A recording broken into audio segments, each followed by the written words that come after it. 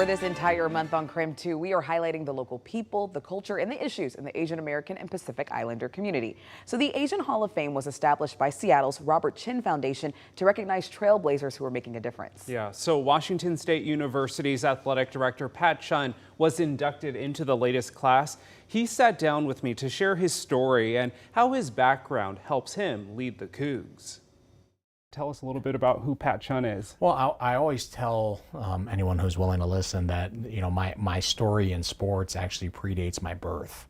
So my dad came to the United States in 1969. My mom followed in 1970. But my dad, his first job was at the downtown YMCA in Youngstown, Ohio. So that odd twist of fate, he actually came here to teach Taekwondo. So I was like, my parents are essentially, I tell them, are a stereotype. My dad's a Taekwondo instructor. My mom literally still works in the as a cashier in the grocery store in her hometown, still to this day.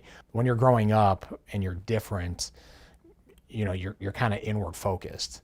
But then as you get older, you kind of you learn over the course of time that, man, what your parents had to go through to come to a different country, to learn a new language. I know a lot of Asian American Pacific Islander parents, they come with this American dream. And my parents were no different. And I tell everyone they had two tools in their tool belt. It was going to be education and a work ethic. But because my dad's first job was in Ohio, I was born in Youngstown, raised in Cleveland, grew up this diehard Ohio State fan. I was one of those kids in a state that wanted to go to the big flagship institution in his home state, and ended up going to Ohio State and graduated from there, but got my start in college athletics there. Your parents, I'm sure, are extremely proud of you.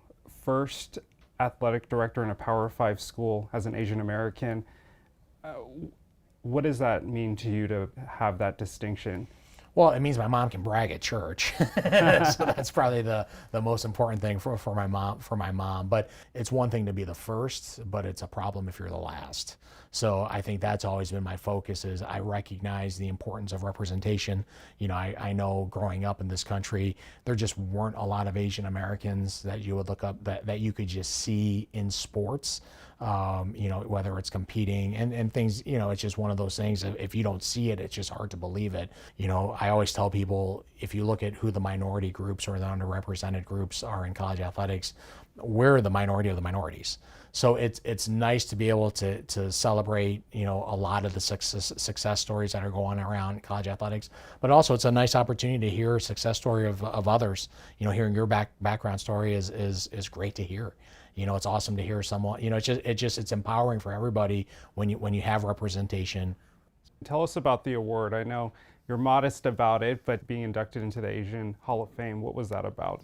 When you see the list of people that are in that Hall of Fame, it's really humbling because you have some people that have really done things to change the narrative of Asian Americans in this country. So it's really humbling to be associated with that. But also on the flip side, it's also, I hope, you know, when I look at that award and when I think about that award, although I personally don't like celebrating it, it is a reflection of everybody associated with my life and my family's life. And that to me is a really, really big thing, really big point of pride for us. I've always been of the belief that the most important word is believe. And what you believe is what you become. And what you believe ultimately dictates your behaviors. And your behaviors ultimately dictate your habits.